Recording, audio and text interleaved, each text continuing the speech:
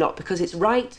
They will be detained in those jails in England as hostages. The first time that I went over to England, whenever my brother was arrested, I arrived at Heathrow Airport and the special branch were waiting for me, and they came over to me and pulled me in and arrested me under the Prevention of Terrorism Act. And it more or less was just to intimidate you and to harass you and more or less get the point across that we know who you are, why you're over here, and to try and prevent you from going over again. And a lot of the families really feel intimidated by it, and they continue to do it. And as late as last week, one partner was held under the Prevention of Terrorism Act and he was arrested and missed his plane. That's been some of the things that they have done, have took people out of bed and breakfast, took them off the plane and made them miss their flights. And also, you're always aware that you're being followed, you know, all over England whenever you're going on your journey. But the time that they held me under the PTA, they were very, very ignorant, very abusive, and more or less telling me that I wasn't welcome in England and that they didn't want our sort, is what they called, travelling to England. There's a form of apartheid that operates, which says that there's Britain, comprised of Scotland, England and Wales, and there's Northern Ireland, which is supposed to be part of the United Kingdom. However, you can be deemed completely unacceptable to be present in Britain or in the north of Ireland. So a relative travelling from Ireland can arrive in Britain. The British authorities, with no right of appeal, can send you back to the north of Ireland and say you're not fit to even set foot on British soil. That means you've no right of appeal. You can never see your loved one again in jail until they're transferred back to a jail here in Ireland or until they're released. And that you've got no right of appeal against that decision at all. You don't have to be arrested. You don't have to be charged with anything. And that is one of the overriding fears of prisoners' families visiting, that every visit will be your last one if you get there. One of the great concerns to our association was the use of plastic bullets. These are plastic bullets. This is a rubber bullet. This is a plastic bullet. This type of weapon has killed 3 people. This weapon has killed 14 people. The British government introduced these weapons round about 1971. They described them as non-lethal. They said they were only to be fired in riot situations. There was very strict rules governing their use. They were never to be fired above the waist. They were only to be fired at the lower body.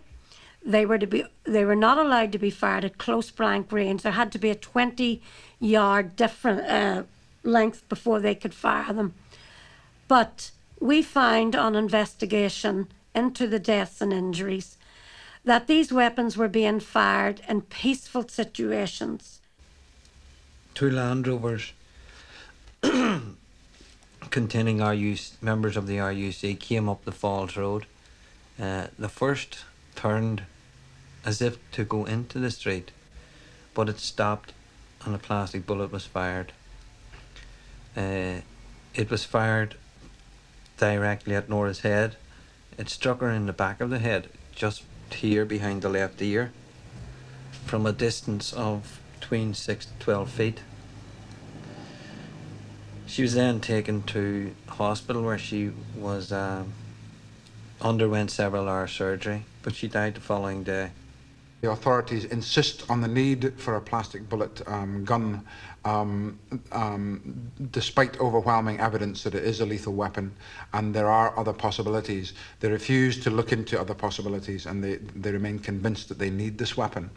There were some modifications made recently because members of the security forces who had been firing plastic bullet guns in training had been injured. Now, it does seem to us ludicrous that the injury to members of the security forces is grounds for looking again at the weapon, whereas deaths and injuries to many, many people in the community doesn't give them any cause for concern. There was no one on the streets, only the British Army. As I said, the whole district was under house arrest. So I felt so frustrated and helpless. I said to one of my teenage daughters, "Oh, for God's sake, put on a record and boost up our morale." And she put on a record 4 Green Fields. It's a very nice Irish ballad, one of my favourites actually. And it was only playing minutes whenever a paratrooper stepped in front of my window and fired directly into my face. And that was in front of my children. My youngest child at that time was 5 years old.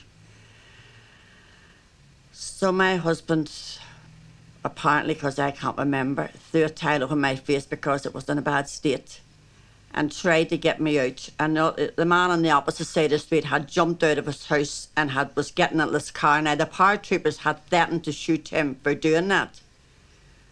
But whenever my husband got out on the street and took the tile off my face and they realised just the damage that was done, they let the car out of the street. And I was taken to the hospital. But my eyes were so badly damaged that they had to be removed. And I've been wearing artificial lens ever since. These are artificial eyes. And I've had plastic surgery done to this part of my face. In all those cases of death and injuries, only one member of the security forces has ever been charged in connection with the deaths or injuries, and that was in the case of John Downs, who was killed in August 1984. And because he was killed in front of the world media, the police felt that they had to be seen to be, acting impartially. So they charged the policeman in connection with the death, but the policeman was acquitted. Our son Seamus, he was 15 years of age, and he was killed by a plastic bullet fired by the RUC on the 9th of August 1989. Seamus was just an ordinary teenager, enjoyed sport and football and that. And Seamus went out for to celebrate the anniversary of interment, and he went to the bonfire. And we took for granted that he was out enjoying himself like all the rest of the children. And we received a phone call to the house next door, and it was our neighbour's son telling us that Seamus had been hit by a plastic bullet. By the time we got to the hospital, Seamus was dead. And when we got to the hospital, we received a lot of abuse from the RUC. I think Brenton could continue from here. He can remember more. When we went to the hospital, there was an RUC officer arguing with the wife, and when I went over to asked him what was wrong, the plastic bullet gun was stuck in my face and says, "Do you want to be next?" One death is sufficient to prove how lethal they are. 17 deaths is more than enough. And I would like to say that the British government also is aware of how lethal a weapon it is, and also that we're all innocent victims because we've all been paid compensation, as we call blood money, So, I mean, that's, although we haven't got justice in the courts, and the men who were responsible for my blindness and the loss of the lives of those children and Jim's wife and Brenda's husband, I mean, there was never anybody prosecuted, nobody ever charged, nobody ever doing time. It's the injustice that goes with the plastic bullet. And as I say, the British government is quite aware of how lethal it is, the damage that is done, and the damage it can still do unless it is banned. Do people believe that the police and the security forces are acting impartially? They say that they're actually dealing with a very difficult situation in Northern Ireland, that they're dealing with lawbreakers, but are they themselves breaking the law in the name of upholding the law? All those questions are raised by the people involved, by the people who are the mothers or the spouses of the people who are killed. Those are the questions that they want answered by the investigation procedures, by the inquests, and those are the questions that they find aren't answered. A good example of this is the Gibraltar shootings. In Gibraltar in the late 80s, 3 IRA active agents went down to Gibraltar, a colony of the United Kingdom. And it was known that they were going to be involved in a bombing, or it was suspected that they were going to be involved in a bombing. And these were people who were active agents. They did have blood on their hands. They weren't innocent people.